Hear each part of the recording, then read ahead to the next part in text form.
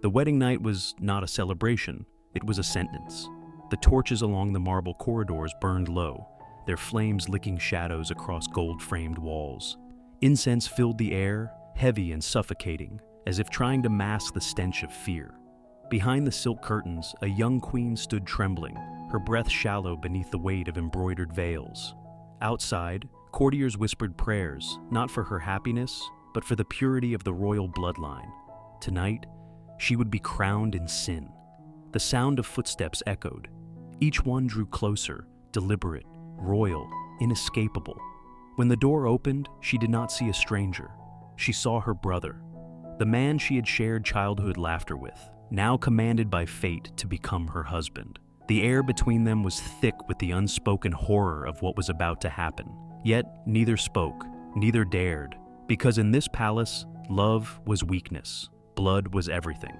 As the flames flickered, casting their faces in gold and shadow, he reached for her hand. His touch was cold, not from cruelty, but from duty. The crown demanded obedience, and their bodies were its instruments.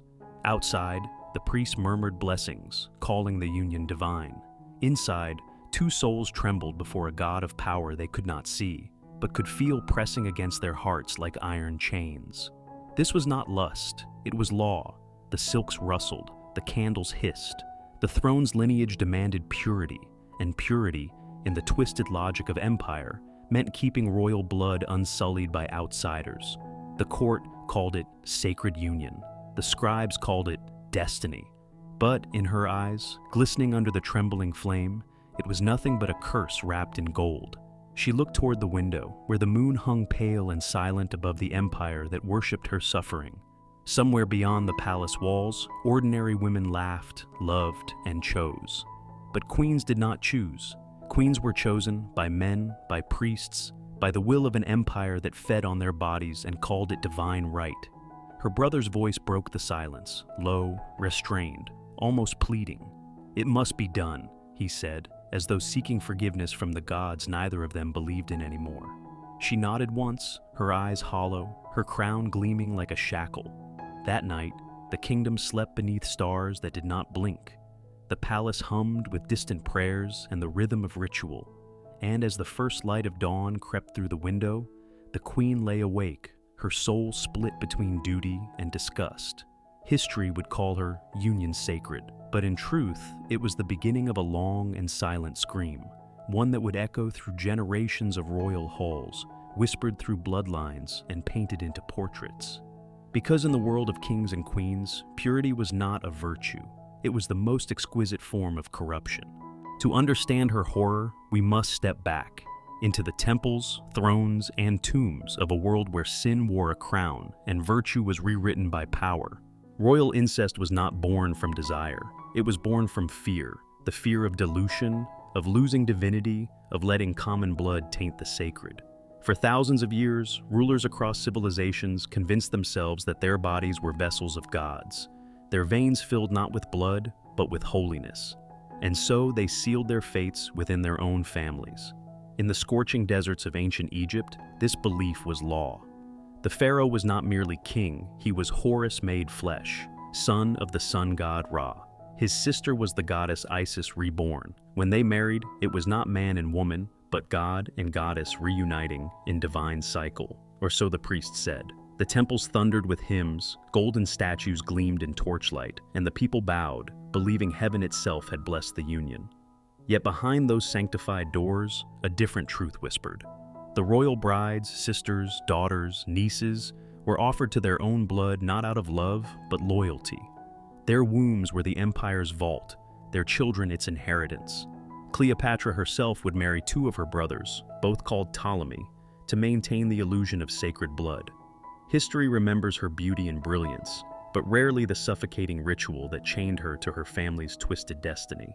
Across the East, in the Persian courts, the logic was the same, though the justifications were different. Zoroastrian texts spoke of suedoda, the next of kin marriage, said to preserve spiritual purity. Kings proclaimed it holy, claiming that the god Ahura Mazda smiled upon unions between father and daughter, brother and sister.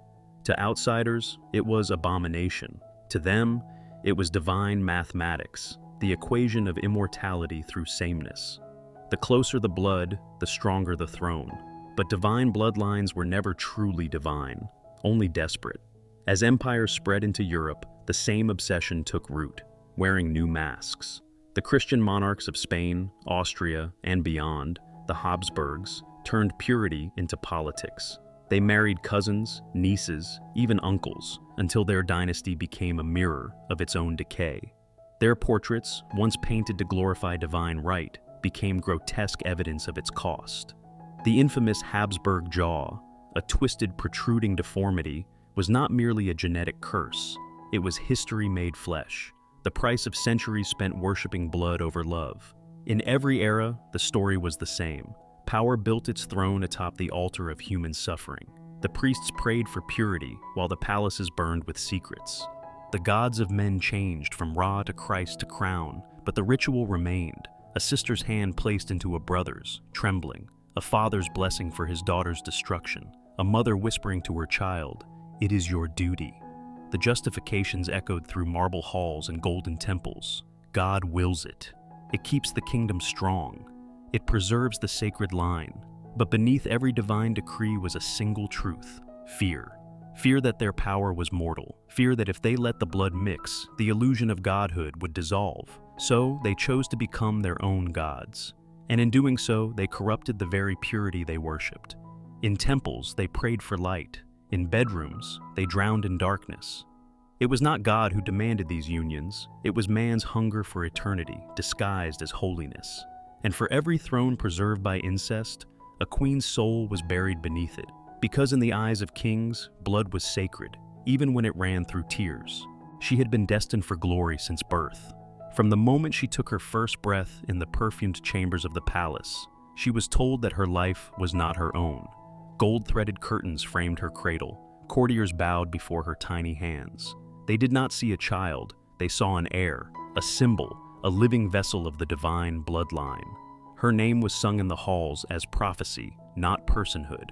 As a girl, she learned early what silence meant. Her tutors spoke of duty, not dreams. Her mother's eyes, rimmed with resignation, taught her that love was a luxury for the poor. When she asked about marriage, the old nurse simply whispered, "The gods choose for you." And so she waited for her fate to arrive, never imagining it would bear her brother's face. He had been her companion in childhood, her confidant in corridors scented with myrrh and fear. They had chased peacocks in the gardens, shared laughter beneath fig trees, whispered about freedom. But when their father died, everything changed. The priests declared a new union must seal the crown's purity. And so the boy who once protected her became her appointed husband. On the day of the announcement, the palace erupted in ritual. Trumpets blared. Priests anointed their foreheads with sacred oil. Courtiers cheered, crying that the gods had blessed the royal house. She smiled, because she was trained to. But her hands trembled beneath her jeweled veil. That night, she sat before her mirror, the reflection of her crown shimmering like a cage of gold thorns. She tried to remember the sound of her own laughter, but all she could hear was the echo of duty. As the wedding feast began, her heart beat against her ribs like a captive bird. Guests toasted to divinity, poets sang of heavenly unions.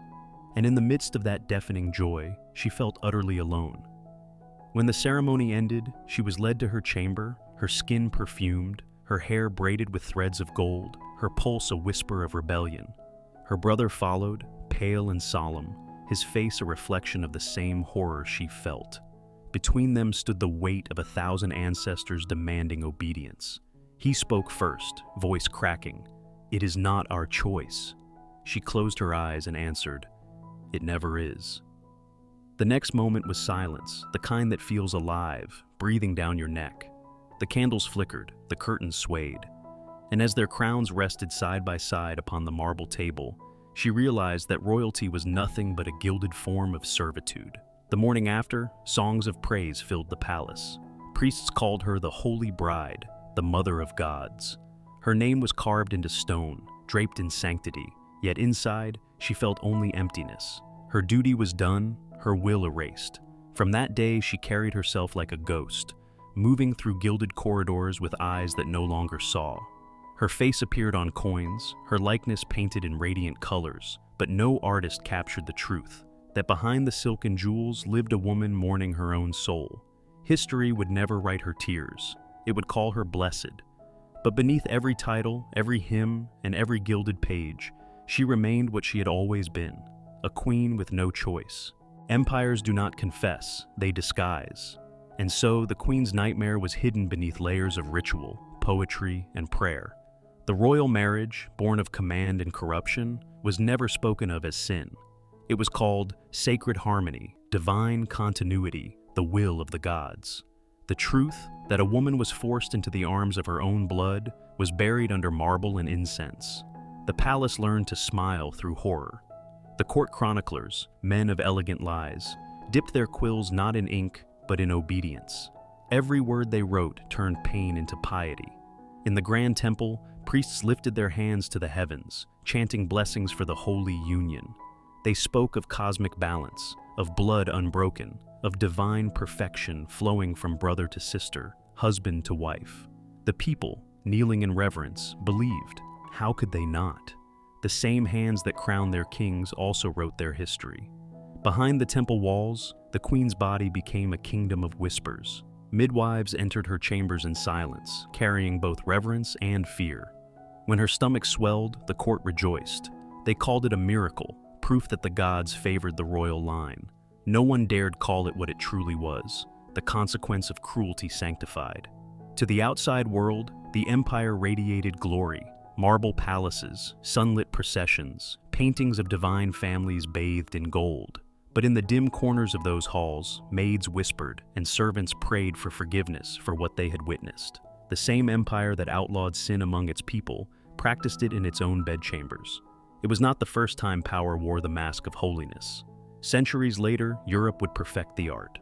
The Habsburgs, ruling from Vienna to Madrid, mastered deception as ritual. Courtiers and clerics crafted genealogies that erased the truth. A marriage between cousins became the union of noble houses. A child born with deformity became the symbol of divine uniqueness. And when tongues dared to whisper otherwise, gold coins silenced them. Even the church, once the guardian of moral law, became an accomplice. It was easier to bless a sin than to challenge a crown. Theologians wrote that royal blood was chosen by God. Therefore, whatever preserved it was holy by definition. The pulpit became a throne, and the scriptures bent beneath the weight of royal will. The deception was not just for the people, it was for the kings and queens themselves. They needed to believe that their torment was sacred, that their suffering had purpose. To question it was treason against both heaven and history. And so the queen played her role, draped in jewels, smiling through ceremonies, carrying a child she did not choose. Every portrait painted her as serene, radiant, untouched by sorrow. But if you look closely at the faint shimmer in her painted eyes, you can see it. The secret trapped beneath centuries of varnish. A silent scream preserved in oil and gold. The empire called it devotion. The priests called it duty. The historians called it destiny. But behind every title, every blessing, every carefully written chronicle, there was only one truth. A woman used, rewritten, and erased so that a lie could live forever. Centuries passed. The empire endured, but its blood began to rot. The portraits changed. Gone were the strong jaws and radiant skin of the early kings. In their place came faces pale and frail, eyes too close, mouths twisted in unnatural symmetry. The same lineage that once declared itself divine now carried the visible weight of its own sins. Nature had begun to answer. In the candlelit halls, whispers replaced hymns. Princes were born sickly, their limbs trembling. Daughters came into the world with fragile lungs, their cries fading before dawn. Courtiers looked away as royal physicians muttered words like madness and defect. Behind closed doors, the empire's greatest secret was no longer its incest, it was its decay. They called it the mark of the gods, a desperate attempt to paint deformity as destiny. But everyone knew, the blood that was meant to preserve purity had become its own poison. The once golden line was now a slow unraveling of flesh and sanity. In one portrait, a young king sits upon a throne, his jaw heavy, his gaze vacant, the infamous Habsburg jaw made legend. He was the product of centuries of cousins, uncles, and nieces joined in marriage under the guise of divine will. When he opened his mouth, words stumbled out thick and slurred. When he tried to rule, his mind slipped into confusion. The throne that demanded perfection had created its own undoing, and in the East, the echoes were the same. The Persian kings who once boasted of holy marriages now faced lines that ended in sterility. Their temples still glowed with golden hymns, but their palaces were filled with silence. Egypt's royal tombs, carved with symbols of eternity, became graves of a dynasty that could not survive its own blood. It was as if the gods they invoked had turned against them. The queen's descendants, those born from her night of obedience, carried her suffering in their bones. Their spines bent, their hearts weakened, their minds fractured. Each generation bore a new deformity, a new curse, as if her silent scream had been passed down through flesh. They wanted gods, the chroniclers would later whisper, but they birthed ghosts. No scripture could mask it now. No priest could sanctify the sickness that bloomed from royal arrogance. Because nature, unlike empires, keeps no secrets. And when power tries to play God, the punishment is written not in scrolls, but in blood. In the end, her name was erased. The scrolls that once praised her holiness were burned or rewritten. Her portraits vanished from palace walls, her likeness scraped from coins. Historians would call her unnamed consort, sister wife, holy mother of the line, but never, not once, would they call her what she truly was, a woman condemned by the illusion of divinity. The empire she helped preserve with her silence eventually crumbled. Temples turned to dust, the priests who blessed her union long forgotten. Yet her story, buried beneath centuries of gold and guilt, still lingers, like a faint echo in the marble corridors of time. Some say that in the ruins of the old palace they found her tomb, unmarked, unadorned, her crown rusted and half buried in the earth. Others say she never had one, that her ashes were scattered to ensure her memory would not outlive the dynasty. But history is stubborn. It remembers what power tries to bury, because every erased woman leaves a shadow. Her suffering may have been silenced, but its consequences still ripple through generations. The madness of kings, the deformities of princes, the collapse of empires, all born from a single night when obedience was mistaken for holiness. And so, the queen who was forced to sleep with her brother became more than a victim of one kingdom's cruelty. She became a symbol of how power devours purity, how control dresses itself as sanctity, how silence becomes the language of oppression. If you listen closely, you can still hear her. In every forgotten grave, in every rewritten chronicle, in every woman's story history tried to bury. Her voice, faint but unbroken, whispers through time. Every empire that demanded purity was built on impurity. The candle flickers, the crown rusts, the divine blood dries. But her echo remains, haunting, eternal, unbowed.